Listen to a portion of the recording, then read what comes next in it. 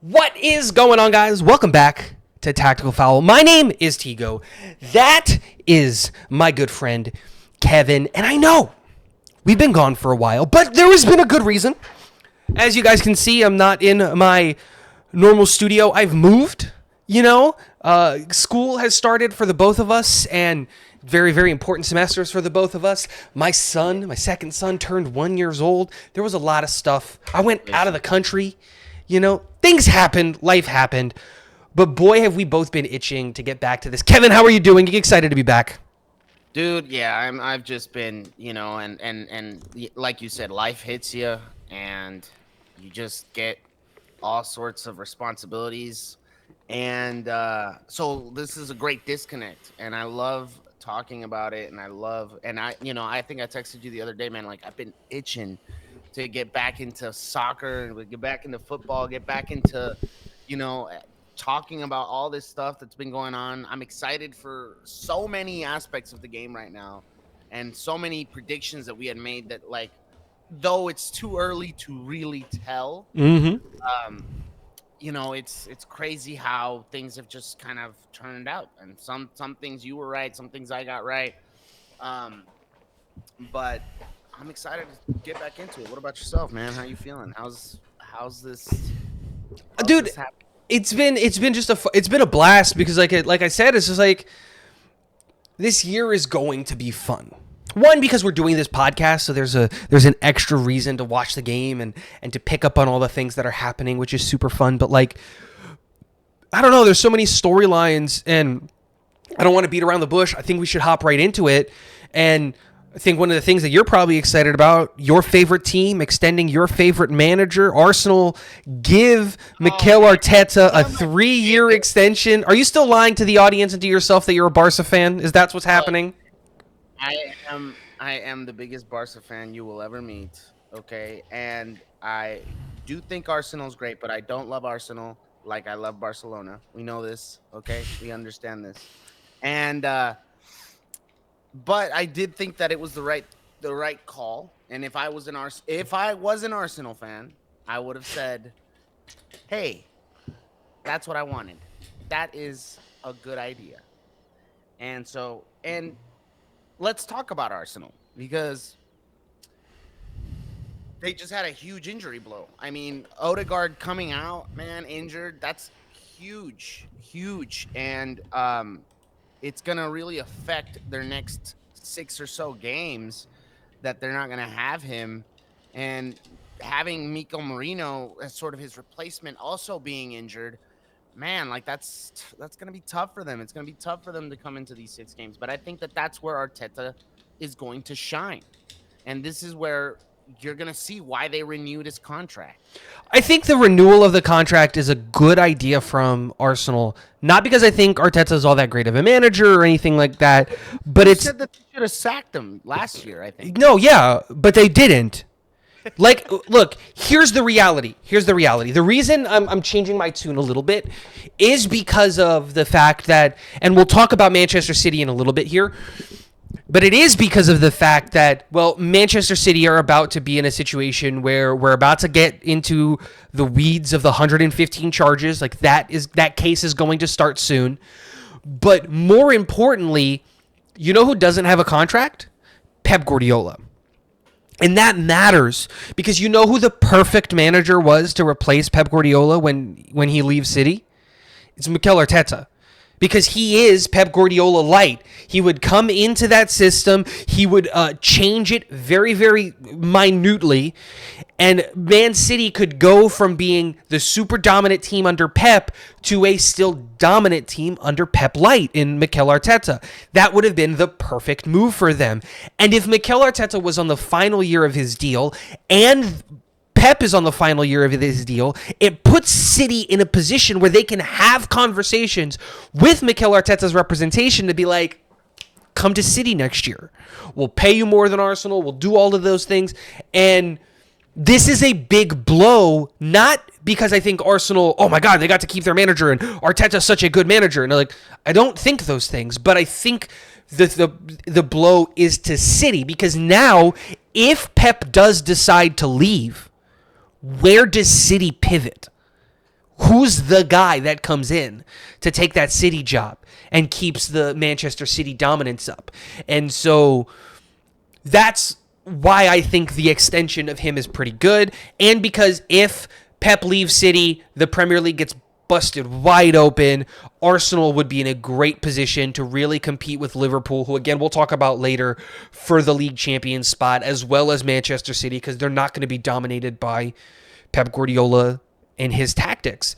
But the test that Arsenal are about to go through over the next couple of months is really going to define, not even the next couple of months, the next couple of weeks is really going to define their season, because just like you said, the loss of Odegaard during the international break, it's a huge injury. He's gone until at least October, and their schedule is not easy. They start this Sunday with the North London derby against Spurs at White Hart Lane. Then they have their first Champions League match against Atalanta, the Europa League winners. Then they face Man City at the Etihad. Then they face Bolton. They get a break in the EFL Cup of the third round. Then they face Leicester. Should be a break for them as well. Leicester, I don't know what they are really. And then in the beginning of October, right when the possibility of Marino and Odegaard coming back, they get their second Champions League match against PSG. The next couple of weeks can make or break their season. Exactly. And this is where I feel like we're going to have to see Arteta at his best. And I think that we'll see if Arteta, this is where he'll prove whether he's the manager that I've been talking about and that Arsenal needed to renew. And so it's going to be tough when we talk about City and them losing Pep, because that's going to happen. And I think this is Pep's last season. I agree. Believe that. And I mean, there's so many managers that could step up for him, but none of them were going to be as good as Pep. Nobody was going to be good. Well, nobody was the best replacement other than Arteta. I agree. Arteta was possibly the best replacement. He is the heir apparent. Maybe Xavi, but I mean, we're speculating here. The point of the matter is that I think that these injury blows to the Arsenal team are really gonna prove what Arteta's gonna do, because man, who are you gonna put there? How is this gonna work out for you? And like, that's your best player. Yeah, so, and it's not just the loss of Odegaard, it's the timing of it. You lose Odegaard going into a game against Spurs, and let's not forget, Rice is suspended. He's not going to play in this game. So that means that you're going to have to play an entirely new midfield, because you can't play Rice and Odegaard's hurt.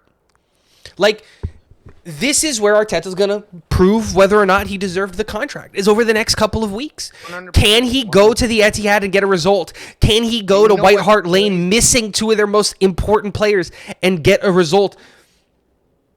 It's going to be interesting. Yeah. And you know what's crazy? They had a midfielder. I forget his name. Young guy. Smith Rowe. Yeah, they sold him to Fulham. They sold him. Man, he would have been a perfect situation right now. Comes in, but again, this is where he's gonna have to prove himself. And here's the thing, because I want to pivot here, because I don't want to keep talking about Arsenal. The club that I hate, Manchester City, boy, are they in form. Dude, you said it in a previous podcast. It needed to be talked about. You said it in a previous podcast, and we argued about this. That you thought that they were going to come in flat-footed, that they were going to come in not lazy, but like tired of winning everything. Haaland has 7 goals in 3 matches. He, by himself, has more goals than any team in the Premier League. By himself. He has not a single Premier League club has more goals than Erling Haaland. 2 hat tricks in 3 games. 9 goals total for Manchester City. Absolute dominance Dominant. from City. They look ready. They look energized. They look motivated. And I'm worried for the Premier League because if City keep this up, dude, no one beats them. I said it before. I'm doubling down on it. City look so dang good. I don't see a team beating them. City are good, but right now the team. Let's talk about it. They're doing good. Like football wise, the club itself is a disaster. Okay, and like yeah, we could talk about all these accusations that are happening against them. We don't know what's going on. The club is being run very shady. We don't like that, but they are doing well, and I don't think that it's going to continue on. I have a feeling that Man City are going to drop in form at some point. We've got Liverpool doing absolutely amazing things right now. Oh, yeah, we'll They talk are about being Liverpool. very, very good, and then, you have other teams that hopefully will perform like Arsenal, hopefully, and we don't know that. But I think that these problems that City have are going to affect them at some point. And even though they're doing so well right now, they are going to drop in form. And I do genuinely believe that. And it's going to catch up with them. Right now, they're starting out really well. What do you expect? They're City. They're going to start out really well. Holland started out very, very good. I'm very, very happy to see Holland doing good. But I think that we just give it some time. They are going to slip up these next few games. I don't I have a feeling. I don't know, man. The way that City have been playing, the way that Pep has adapted to this year, he's come in with a whole new, not philosophy. It's the same philosophy, but he's come in with a whole new tactical approach to the season, and it again comes back to this idea of the rest of the league is playing catch up. And I don't want to stick on City because you did bring them up. I want to talk about let's see who they faced. I mean, we're talking about they faced Chelsea. Chelsea, come on, man. Look at Chelsea. It's not about who they faced, it's how they beat them. That's the point. Chelsea are a team that, yes, it was Enzo Maresca's first game under as the manager of Chelsea. I mean, it was a good game. But like to go out there and to win the way that they did, like it was so convincing how they were able to go out there and win. West Ham, a team that you were talking up, to go out there, dominate possession, and to Erling Haaland to go out there and get a hat trick. There's been 3 matches. Again, it's way too early to tell, to make any kind of definitive statements. But what I'm saying is, the point of bringing up City is to say they look motivated as hell. That's the point. Yeah, you're right. That's the point. Not that I think that they're going to continue this dominant. I have no idea. It's 3 games. Can we relax? It's 3 games. Yeah. Can we get to 10 games before we start making definitive statements? Exactly. Right? I agree. But they definitely look motivated. That's the whole point. The point of what I'm trying to say is, boy, does Man City, they look motivated. They look like they haven't missed a step. Why, and let me say something here, and not off topic, but I don't know why as a Barcelona fan, I can't stand Man City right now. And I'm not saying I do love Pep Guardiola, but it's just such a disgrace what's happened in the Premier League with Man City, man. It's too much. Like all this stuff that's going on with them, and then on top of that, something about Pep Guardiola lately has just not. It hasn't sat right with me with the whole like being a part of this organization, because man, I just don't understand why. Yeah, it doesn't make sense to me. It just doesn't make sense to me. It doesn't sit right with me about City. And so as a Barcelona fan, knowing that this stuff is happening is just, it's a shame. It's a shame. And I feel like there's this big narrative of Pep Guardiola kind of robotifying his football. You've talked about it many times. Yeah. And I don't know. I don't know. I'm sick of City. I'm sick of City. I'm not gonna lie to you. I'm Yeah, me sick of too. City. That's why I want Arsenal. But Arsenal are in tough. They're in a tough spot right now. Very, very, very much so. They need to overcome. And here's a problem. Here's a problem that they're going to have to run into. Again, way too early to make any definitive statements. I'm on board with that. I'm the one who said it too. But Liverpool look like they have not missed a beat. Slot Look, has Liverpool out here playing at an exceptionally high level. Arn is doing very innovative things, and it's definitely something that needs to be talked about. And I want you to give me your take on it because you've been I've watched watching a lot every more game of closely Liverpool because I've than been I have. so interested in what Slot has been doing. Because my biggest fear for Liverpool was that Slot was going to come in and he was just going to try to do Klopp in a slot through a slot lens kind of a thing. You see that happen to some managers sometimes, especially when you see a team leave such an iconic manager, right? We saw that when Sir Alex Ferguson, when he left United, and then the litany of managers that came after that. And we'll talk about United, but they all tried to just do Sir Alex Ferguson. None of them really brought their own ideas, and it just never worked. But look, let me preface this by saying it's 3 games, and it's 3 games against Brentford, Ipswich, and then United, right? But the United game is the one that stands out to me because, again, if you haven't watched Liverpool and you haven't a way to access that game, go and watch the United game because I think that is going to be a perfect example of just what Slot is doing because it is not at all what Klopp did, and it is inviting pressure and trying to create space for their players because Slot came in and realized, wait, Mohamed Salah is one of the best players in space. Wait, Luis Diaz is an incredible player in space. Wait, Diego Jota one-on-one is incredible. Darwin Núñez, if you can put him one-on-one in front of the goal, he's really good at that. Now, he's going to hit the crossbar 9 times out of 10, but our players are much better in space. And instead of playing this Pep Guardiola side type of football, which is boring, which isn't fun, which is we're just going to hold onto the ball, we're going to move you slowly and slowly up the pitch until you're in a low block, and then methodically and systematically we're going to move the ball around until we can break your low block, and then we can get a shot from the 6-yard box. That's how we're going to play. That's Pep's style. And like, they're not doing that at all. They're inviting the pressure. You want to press high on us? Cool, that's what we want you to do. Create that space in behind because that's where we're going to take advantage of you.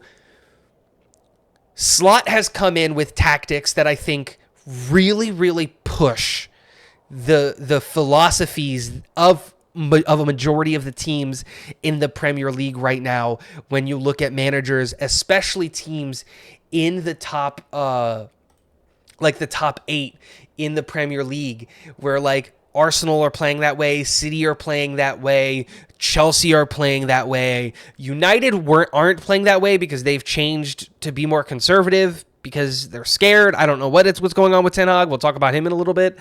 But like, yeah, we got to talk about United as well. This is Spurs they're playing disastrously. it's time to we'll get there. But like, so many teams are playing this high press, we're going to get on you early, and it's just like, that's what Slot wants. That's what he wants you to do. He wants you to get on them early. He wants you to push your players up the field. Dude, I'm in love with what Slot is doing at Liverpool. I almost sound like a Liverpool fanboy, and I don't even like Liverpool. The last finals Real Madrid lost was against freaking Liverpool, and so, like, I have no love for the club, but I am a big fan of what Slot is doing, and to see a manager come in from the Netherlands, come in from Feyenoord, institute his system, and it immediately start working in the Premier League. I am very, very interested over the next 7 games. Again, I'm going to hold off my judgment to make any big sweeping declarations, but man, are Liverpool looking really, really good. I hope they can keep it up. Yeah, Liverpool, they're playing exceptionally well. I haven't seen them too closely, But just hearing what you're saying, I mean, I'm gonna have to go back and watch that Man United game You have to, because man. They went that's into Old Trafford not a and dropped conceit 3 on their at all. head. Like, it's That's, insane. I mean, yeah, to go to old, I mean, that speaks within itself, right? And so I'm gonna go back and watch that game. But Liverpool with Arne Slot, I mean, we've talked about Arne Slot a lot throughout our podcast because we didn't know what he was gonna get into. We didn't know the type of manager he was. So coming in and seeing him do all of this stuff is just impressive. And I feel like it's either gonna be at some point. I want to really look at City and say they're not going to do well because I'm not a big advocate for City. But is that going to happen? I mean, we've got Holland just performing so well, and when you have Holland in this type of form, I mean, what happened when he was in that type of the last time he was in that type of form? They won a treble. So Got robbed of a Ballon it's d'Or. Like, really, it's really tough. It's a really, yeah. I mean, it's a really tough situation right now for the Premier League. So hopefully Liverpool and Arn can continue this form. yeah. But anyways, I want to get into Man United because what they've done is absolutely disastrous. If they don't seem to get it together, and I was looking at them this year and saying, "Oh yeah, they're finally gonna, blah blah blah," and they let me down again, and I'm very done with done with their stuff. You know what I mean? I don't want to curse.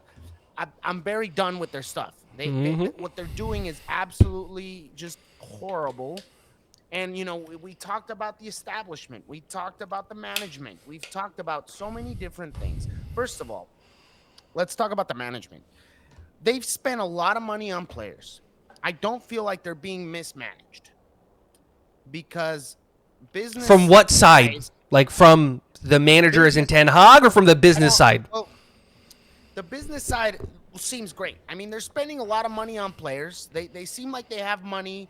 It doesn't seem like anything shady is going on business wise. But my problem is, and here's another thing. A lot of the players that they've gotten were because Ten Hag wanted them. A lot of the players, so we can't say, oh, they're just buying players and putting them on the coach. That's not what's No, happening. that's what Chelsea's doing. They've done yeah, that's what Chelsea's And doing. we'll talk about Chelsea in a second. Chelsea, I was gonna say we'll talk about Chelsea in a second. So we're not. It's not a matter of them not, wanting a genuine and good project. It's that Ten Hag now isn't giving it to them, and he's done absolutely. And I was a big advocate for him. He's doing an absolutely horrendous job with this team. And to lose 3-0 at home to Liverpool, and I get Liverpool have been a great team, but come on, you've literally had everything handed on a silver platter to you, and you make excuse after excuse after excuse as to why you guys aren't doing good, and you get mad at press conferences. It's absolutely disgusting, and I'm over it. I'm over Man United. They're done this season. I don't think that they're gonna do anything. Their morale is definitely gonna go down. That's Dude, I that's couldn't have about it said it on any that one. better. The icing on the cake is this. Not Slot, I'm sorry. Ten Hag came from Ajax 3 years ago into the Premier League, and in 3 years has failed to come up with any type of semblance of a successful United team. Just hasn't You been know, able to do anything. I spoke to a United fan a few weeks ago about whether they should fire Ten Hag, and he's like, "Oh no, no! Look at what happened with Arsenal and Arteta." Dude, by this point in time, Arsenal were in the Champions What? League. Yeah. What? It's not the same thing. They've Arsenal have become competitive, whereas Man United have just regressed season after season. They had one season where they did okay, and then every single season they've just regressed or taken a step back, and it's absolutely disastrous at this point. I don't know. I don't know how many more losses until they finally decide, hey, we need to fire Ten Hag. That's It the is whole his thing, fault. dude. I think having Slot come in to Liverpool, having what, 3-4 weeks with the first team and getting them to perform like this, they haven't dropped a point. Not a single point this year. They have 7 goals. They haven't conceded a goal. Either. They haven't conceded a goal either. And they're playing a more risky style of football now. In 3 games, they haven't conceded a goal. And to see that, and this is the problem. Slot came from Feyenoord. He came from the Netherlands. He came from the same league that Ten Hag came from. Dude, you and I were both in agreement. You and I both said, let's relax. We know that United is a dumpster fire on the upper management part. Ten Hag really hasn't been given a shot. I don't know if we can say that anymore. No, They we have can't spent say that. an insane amount of money, and players that he wanted. He wanted Anthony. He wanted. Now they got deleted.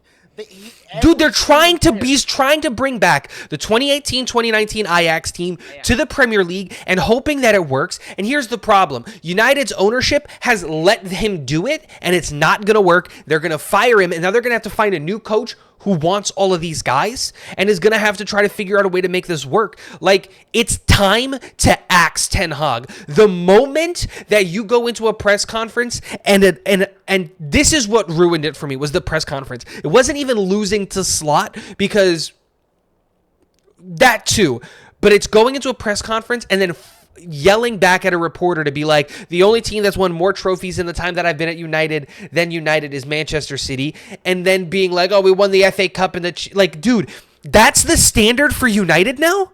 The standard for Manchester United is winning domestic cups, is winning the EFL Not Cup, even qualifying winning for the Champions FA Cup? No, that is not the United standard. United should be pushing for Premier Leagues. United should be pushing for Champions League, not being happy that they won the FA Cup. You know what team is happy that they won the FA Cup? Arsenal. Loser teams. Tottenham would throw a parade if they won the FA Cup. That is not what United is supposed to be. United is supposed to be in the same breath as Liverpool. United is supposed to be in the same breath of the current iteration of City, and they are not. There are so many other teams that are much more impressive than United right now. Dude, it's 3 games. Let's not overreact. I would not be surprised if a team like Brighton, if Brighton ends up as a better team than United this year, because that's how little faith I have. For Ten Hag to come out and say, oh, it might take weeks or months for us to get Ugarte up to speed. Really? Months? Is your system that complicated that you can't get Ugarte ready in a couple of weeks? That's absolutely asinine to say something like that. It's time to give him the sack. They shouldn't have extended him. That was a mistake. But what are you going to do about it? You're gonna do one win and 2 losses, and that one win was a 1-0 win against Fulham. I'm like, I mean, come on. Dude, you can't take 3. Manchester United versus Liverpool is one of the best matchups in the Premier League's got. At home in the Old Trafford, You cannot can't take 3 in the face. You just can't. It's a dumpster fire. Yeah, dude. It's just dog water. I don't know how to. I don't even have words that don't involve curse words for me to describe this team. No. And so, But yeah, going from one dumpster fire to another, Chelsea. What is going? And dude, I can't even sit here and blame Enzo Maresca. Let me say this. It's very clear. I was not a fan of Enzo Maresca and all of that stuff. But can we at least give the guy a shot? Are you really about to tell me that Chelsea and their boardroom are now in a civil war because of Raheem Sterling and Pochettino? Like, Chelsea fans deserve better. That's the reality of it. And you know what's crazy about all of And this? I hate Chelsea. Right. I don't like the London club. I don't like the Premier League clubs that aren't named Tottenham. And even then, I barely like Tottenham. Like, it's very, the very crazy- passably I like Tottenham. It's because they wear white. The crazier part about I think all this is they've got Cole Palmer, who's had 4 assists. Yeah. Cole Palmer is performing, yet you guys aren't winning anything. I mean, Look, I'm not even talking about the on-field performance.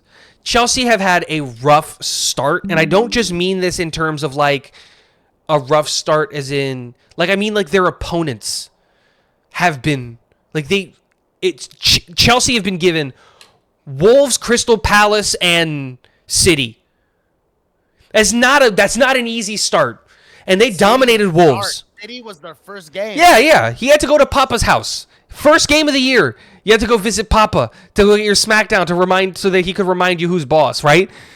And like, look, they beat the crap out of Wolves, and then tied against Crystal Palace.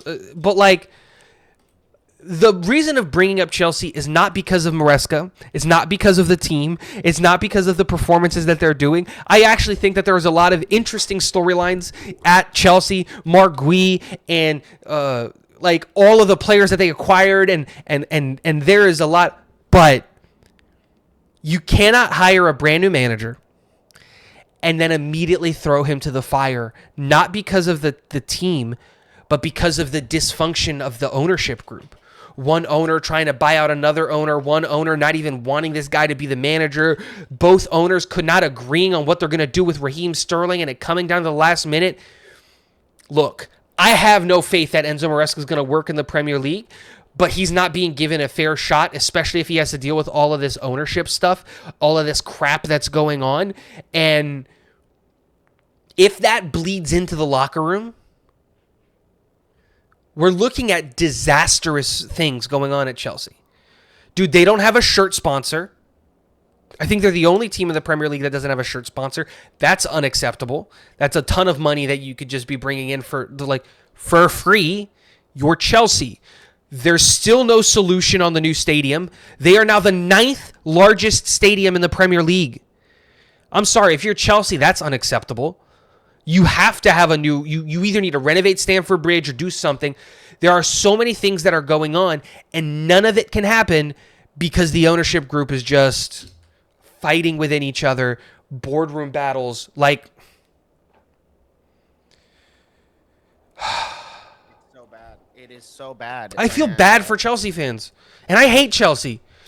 I don't. I hate Chelsea fans. They are the biggest loud mouths, and you know what? I'm gonna lose some viewers by saying that. I don't think Chelsea are horrible, but I guess it's that young Kepa guy. I don't know, but Kepa's a blast. I love Kepa.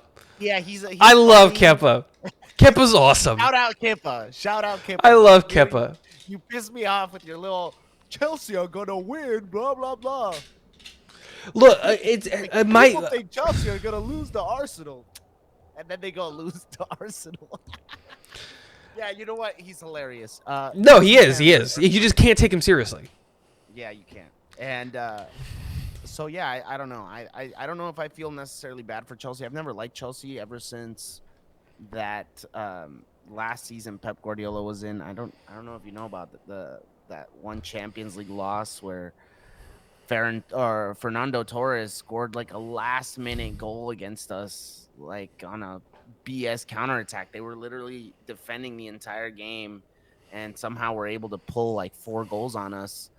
And we were really close. We needed one more goal. We would have qualified to the final, and we lost it.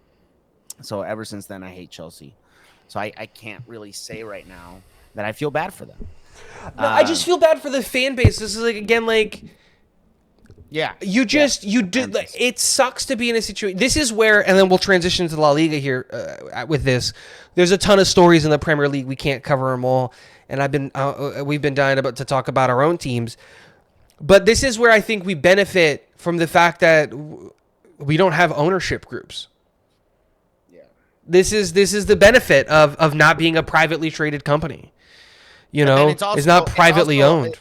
It's a pro, but it can also be a con, especially for my team, when we're in financial ruin, when you have people who aren't running the club the way it should be run, and you get close to liquidation. And so that's when a nice ownership group can come in and just give us money. And so that's not our case. No, but again, it comes back to it's nice to know that we're never going to be in a situation where two different owners are fighting for each other. We have two different people. Like you guys right now are in a war between Laporta and Font, but that's like people trying to be the president. It's not like they control the money. And they're fighting to make decisions. No. Laporta makes the decisions until the election happens and he loses the election. Dude, I might become a member owner of Barcelona to vote for Font and then cancel my membership just to get Laporta out. I can't stand Laporta. Why would you want Barcelona? This is what I don't understand. I want Barca to be good. Why would you want Barcelona to do well? I want Barca to be good. A good Barca is better for the sport. A good Barca is better for Real Madrid. I like Victor Font. I do too. But I do too. Laporta's backed into a corner, and he's going to have to produce results. And if he produces those results, I can't hate on him. I have to love him for it. Look. Barcelona have great start. 4 wins in 4 games. 7 dropped 7. I gotta admit, on Valladolid, it's a good start. Hansi Flick has been a good move. He's been a good move. I mean, I really do think that Xavi didn't believe in this team as much as I thought he did. Because, I mean, I think we've performed well. I think we're a great team. And I feel like Xavi didn't truly believe that 100%. But what got me about Xavi, the biggest thing was that it was a whole, like, they wanted him to stay until they didn't. And that's where it bothered me, his exit. Because I think that they shouldn't have allowed Xavi to say, oh, no, I am going to stay. I feel like they should have been like, no, Xavi, you're leaving. You already said you were leaving, and that's set in stone. So we're moving on from you now. But they did this whole thing where they were like, oh, no, Xavi is going to stay. And then he said something that Laporta didn't like, and Laporta was like, nope. No, you're not going to stay, actually. Bye. So, yeah, it was a very poor on Laporta's end to do that, because now he looks like a villain. And but I don't feel like that decision to bring in Hansi was bad, because Hansi is putting in new ideas. He's moving away from that old 4-3, from the typical 4-3-3 that we always play with the same players with the same thing. No, he's bringing in new ideas, and they're working, and he's doing well. And I didn't have any confidence because he doesn't really speak Spanish, but he's found his way into the locker room. A lot of players have come out and said, oh yes, we're working a lot harder than we did before. And you can see that on he's got that team motivated. Yeah, they want to be there. They want to prove to him that that they want a spot on that team. I think the biggest example of that is Rafinha. Yeah, because Rafinha, I think, has been your guys' best player. I gotta admit, I never thought we would be talking about this. Me neither, dude. Me neither. We just said that this was such a wild card to see Rafinha performing this well. I think he has been your best player. And I think that if you go on a lot of like your foot mobs, your sofa scores, and your different places like that, I think they would agree with me. Yeah, I think they would agree with me. 100%. It is absolutely surprising, not the success that you guys are having, because that doesn't surprise you. That doesn't surprise me. That doesn't surprise because again, if you take away the Valladolid 7-0, which absolute smattering, you guys annihilated Valladolid. That was disrespectful. Disrespectful. If you take away that game, all of your other games are close wins. 2-1s. All of the other 3 are 2-1 wins. And while I think that Hansi Flick has this team playing well, I haven't seen anything that makes me believe, like, oh crap, like, this is a whole new Barcelona and they're playing so exceptionally well. You guys, I think, are better than what you were playing last year. I think Hansi Flick has this team playing just like you said. It is new ideas. It's a new system. It's a new philosophy. He's even adapted the way that he plays, like that he likes to manage, to adjust to the players that he's got on Barcelona, and he's got the depth. Maybe not the depth, but he's got the. You guys have the players to manage the situation properly, and Christensen will come back. And on a side note, I actually really like what you guys did with Bernal. I know that he got hurt and he's out for the year, tore his ACL, but I was talking about more specifically, I don't know if you know this, but I think this is a really classy move by Laporta. They extended Bernal and they gave him all of the bonuses that he would have achieved if he didn't get hurt. They paid him out all of the bonuses that were on his contract, which I think is just a real classy move. Yeah, he was going to be a big part of the system. Flick said it, and then he got hurt, and they paid out all of his bonuses to convince him to stay. You know what I mean? He's about to turn 18, and he was going to have the opportunity to go anywhere. And Bernal is a really, really good young player, and you guys aren't trying to lose him, and you already have a 5-year contract lined up for the day he turns 18 for him to sign. I think it's a really classy move by the organization.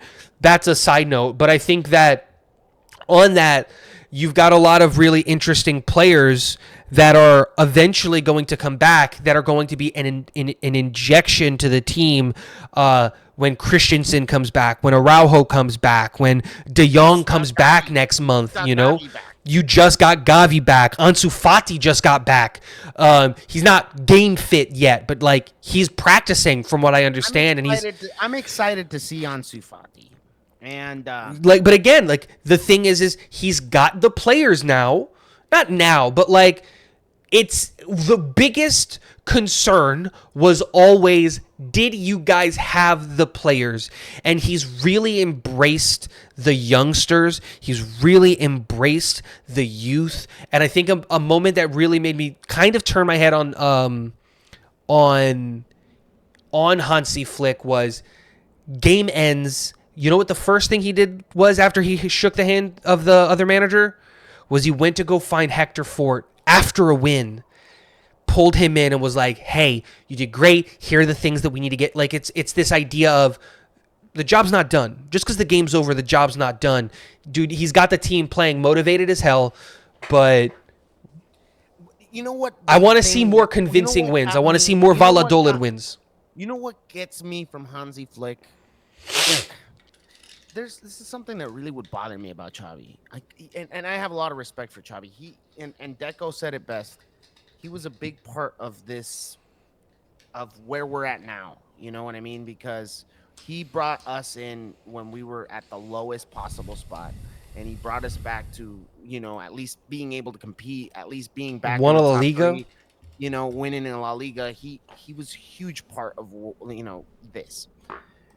But what would get me is the celebrating when we were winning by 1 goal, the celebrating when we were tying a match, when we had just tied a match, the big celebration like we wanted. That, and I don't know if I ever said it on the podcast, but I'm pretty sure I told you this. It really bothered me. Why would you ever celebrate? You shouldn't be celebrating unless it's the 3rd goal and you got that game secure. That's the only time I want to see you celebrating anything. Celebrate each goal, like, because that's a big moment. But you did mention, I don't know if you mentioned it on the podcast, but I think we were talking about it, and you did mention like he was celebrating draws. Yeah, and that was just, it bothered me. You know, would bother me too. You see Hansi, and like we score a goal, he's not celebrating yet. He's not. Game's not over. Job's not done. A job's not done.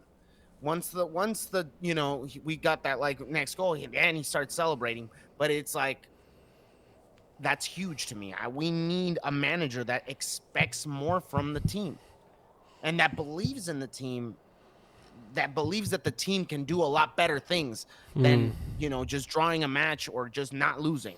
Yeah. Again, I like what Hansi Flick is doing with Barcelona. I'm gonna hold off my judgment till 10 games. And I want to see. And like I said, I want to see a little bit more, just a little bit more from Barcelona, 100%. because from what I've seen recently, you know what it really is. You know what it really is? It's the Rafinha. Is this actually Rafinha? Is Rafinha actually playing well? Is he gonna make me eat my words, or is this? Did you just find a fire for a minute? You know what I mean? And is he gonna come back down to earth and play the Rafinha that I know and hate? And it's things like that where it's just like, dude, he got a hat trick, so now he's got 3 goals. But is this actually Rafinha, or is it just you got lucky and played Valladolid and scored 3 goals? And it's just like, what's happening here? We'll have to wait and see. 100%. But pivoting from Barcelona to a team that started red hot to a team that hasn't, in Real Madrid. And I want to be very clear.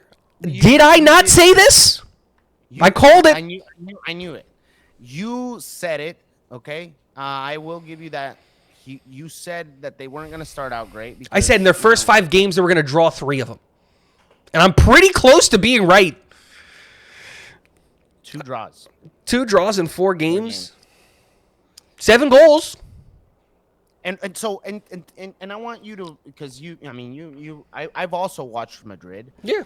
I don't feel like they've played necessarily bad. No. I feel like there is some sort of disconnect going on in the final third. Yep. I feel like the biggest thing, and we talked about this, is losing Kroos, not having that sort of player that's controlling the tempo of the game. And they're missing that. And they need a player to step up. And I feel like they're confused as to who will do that. Mm-hmm. Because it could be Valverde, it could be Tchouaméni, it could be Camavinga. But who's gonna step up? I like the idea of Camavinga stepping up to that role, but he's young. And I think he's the youngest of the 3. I'm pretty sure he's the youngest. Oh yeah, he's 20. I think he's 20. Yeah, he's young. And so I don't think he's there yet. Nope. I think if out of all 3, it has to be Fede, because Fede just has the heart and he has the passion. And Fede is the future captain of this team. He lacks the leadership skills at the moment. I don't know if it's the leadership skills. Fede Valverde is going to be. He's our next captain. I think so. When Luka Modric leaves, when we transition away from Courtois and Carvajal leaves, and now you've got to figure out in this midfield group of this young set of guys who the captain is going to be. Fede Valverde is our next captain. I can say that confidently. I can say that with my chest. Oh, captain, my captain. And I think another thing is, I think that Valverde has been Real Madrid's best player in these first 4 games. Hands down, he's been our best player. And I think the biggest thing that we're seeing here is we've introduced a new player to the front 3 in Kylian Mbappe. One where, again, we're playing a front 3. We didn't play a front 3 last year. So tactically, we've changed. We're now playing a front 3 instead of a front 2, which is what we played last year. So there's a lot of adaptation that needs to come from that. But 2, I don't think, at least me personally, I don't think I expected the loss of Toni Kroos to impact this team as much as it did. Because I can tell you just how much we miss Toni Kroos. Because we don't have that player that can connect the midfield in the front 3. And part of that is because of the disconnect that's happening in the front 3. Kylian Mbappe, Vinicius Jr., Rodrigo, they're all trying to figure each other out. And you almost get into a point where, like in that first game that we watched from them, it was almost like, just score. Everyone was just passing. In that first game against Mallorca, everybody was just like, no, but I don't want to be selfish. No, I don't want... No. Put the ball behind the net. We got to give credit where it's due, though. Mallorca started the game out very well in the first half. Totally. I'm not trying to take anything away from Mallorca. No. That's not the point. But, that game really accentuated this. In the second half, it was definitely like, hey, are you guys gonna score the Are second? we gonna are we gonna shoot, or are we just gonna pass in their box a bunch of times? Because that's what we were doing. No one wanted to be the selfish guy to take the shot, and it's just like, this is the dynamics that they're still trying to work out. This is the dynamics that they're still trying to figure out. How often is Killian gonna come from the left side and Vinny gonna go inside? How often is Vinny gonna come from the left side and Killian gonna go inside? How often is Rodrigo gonna come across the field to the left side and Killian and Vinny are gonna transition to the other side? These are things that they're still trying to figure out. And once that establishes itself, which I think it can soon, and I think the biggest thing to that is Killian finally scored his goal. He gets the monkey off his back, right? And that's a very hockey thing to say. They'll say it all the time with forwards who go a couple of games without scoring. You got to get the monkey off your back. It's even a celebration. They'll be skating and they'll grab the monkey and they'll throw it off of their back when they finally score. That's what happened. Killian had played 4 games for Real Madrid and he hadn't scored. And he finally did. And not just that, he gets a brace. Now, the second one was a penalty, but he gets a brace. And he gets he's got 2 goals now.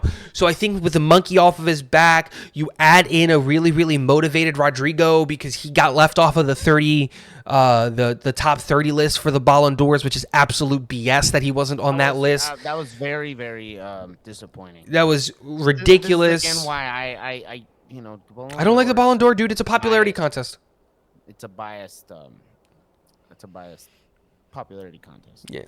And so you do a lot of those things. One thing I will disagree with, I don't think that Valverde needs to be the guy in the midfield to distribute. I think that the person that needs to do that is Tchouaméni. I think that he really just needs to commit to that being his job. He does that for France, but when he comes to Madrid, he was never really asked to be the distributor because we had Toni Kroos. And I don't want to take away the things that make Valverde great. And that is the box-to-box ability, his ability to carry the ball, his ability to 1 second be in the attacking third to the next second being in the defending third and everywhere in between. He is, like I said, he is Real Madrid's next captain. I would say that with my chest.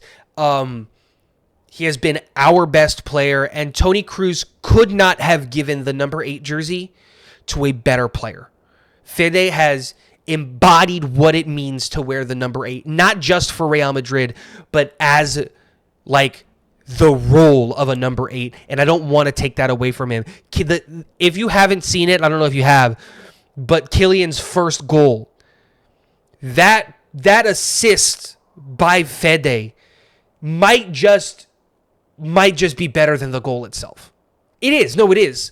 To see that run, to get that, I'm not worried about Real Madrid yet. I'm not worried yet. Here's my take, and I just want to be brutally honest here. Madrid are the best team in the world at the moment, and that's that's just the fact.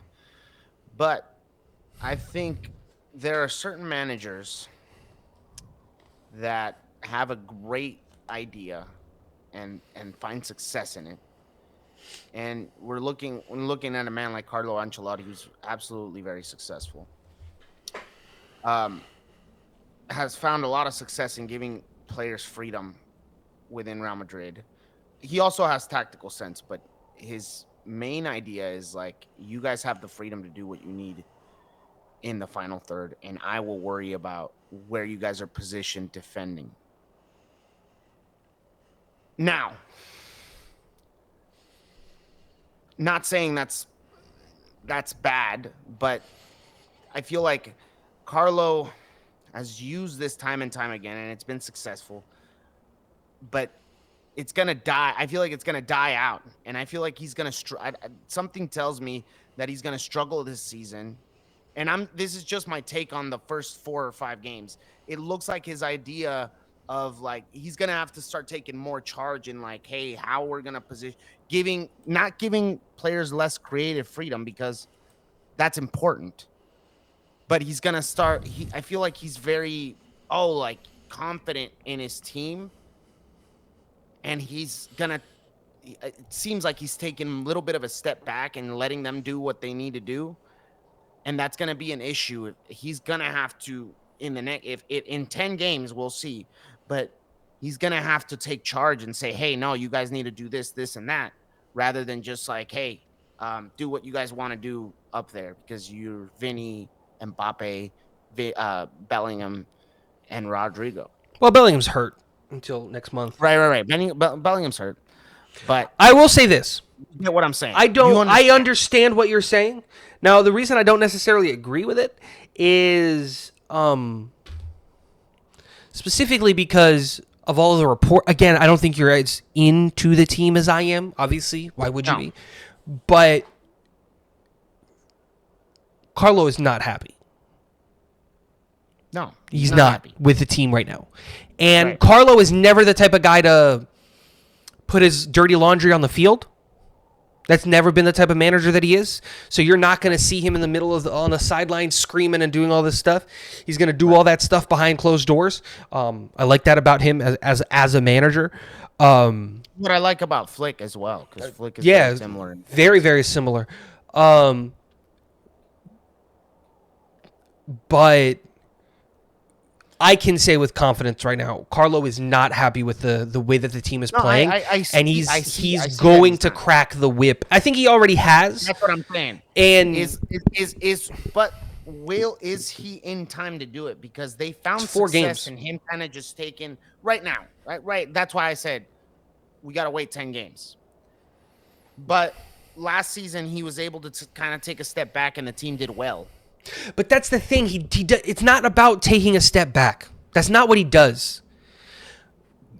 Carlo has always been, I'm going to spend the entire week. I'm going to spend the entire week with this team, building up the plan, building up the tactics, and then when it comes to game time, I'm just going to let them execute. Now, I can adjust and I can do the things, but he's not going to get. The problem is with a lot of these managers. This is why I don't like Pep. Pep doesn't shut up. And at a certain point in time, you get just too much instruction. You get too much conversation. Carlo believes in his players. We have the quality. They'll figure it out. Sometimes it's to a detriment, like in the Mallorca game. But sometimes it just works, like in the Betis game. Just let it play out. These are world-class players. Let it play out. They'll figure it out. And I think that's one of the reasons Real Madrid is so good at coming back and winning in the 80th plus minutes, right? When Madrid is down a goal, you never really expect them to be out, because how often do we score in the 89th minute? You know what I mean? And I think a big part of that is just Carlo letting the team be. Letting the team do their thing. Now, like I said, if we go out there and we draw against Sociedad, I might get a little bit worried.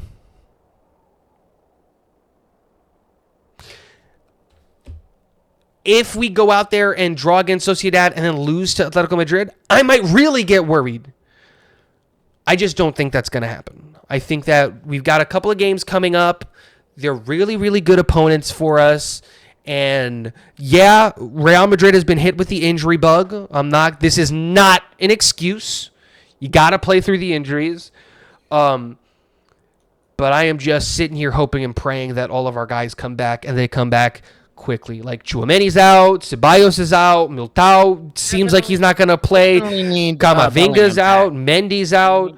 We need Jude back. We need Jude back for sure. Jude is a very essential piece to that puzzle in the final third. Totally. And so, like, again, we got players that are hurt. I mentioned it before, and I'll say it again. I love the depth that we have. We have the depth. We have the ability. I just never expected Tchouaméni and Camavinga to both be hurt, because, like, Tchouaméni's backup is Camavinga. They're both hurt. Who's going to play in that 6? Like, I'm worried about that. Like, that's something that I'm worried about, especially because Militao is hurt and Alaba is hurt. So are we going to play Vallejo now? Don't love that, because we didn't address the center back spot, which I really, really wanted us to. And then, like, you could always play Lucas Vazquez as a DM, because he was originally a left winger, right? And, like, then he moved him down to the midfield. Again, we've got players. We've got the ability to do some really, really interesting things, and to adjust the way that we play and to do all of those things. I'm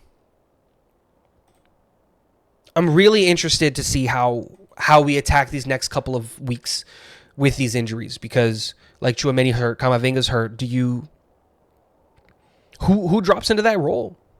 Who's a player that we're not thinking about that can fall that far back and play more as a central midfielder? Is Luka coming back at 38? Are we expecting him to play big minutes? What's the solution there? I'm really, really interested. I believe in Carlo.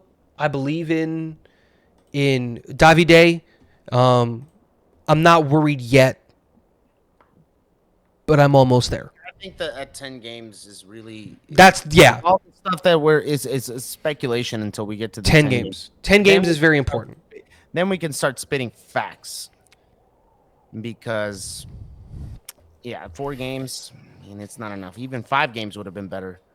But I think this is a good point.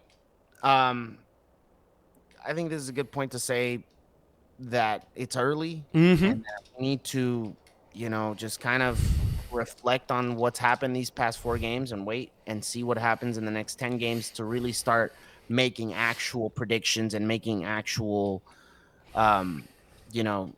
statements about Totally how they're agree. actually doing. But anyways, I think we'll stop it here. But thank you guys so much for tuning in again. And, we've been out for a while. We've got things going on. But, we try to adjust our times to invest time into this podcast. So thank you so much for listening. Thank you so much for being a part. Don't forget to like and subscribe to the channel. And give us your thoughts on everything that was talked about today. Please tell us about anything, whether it's Arsenal, Barcelona, Real Madrid, Tottenham, Chelsea, Man United. I don't care. We want to hear it all. So thank you guys again for tuning in. We're out of here. Peace.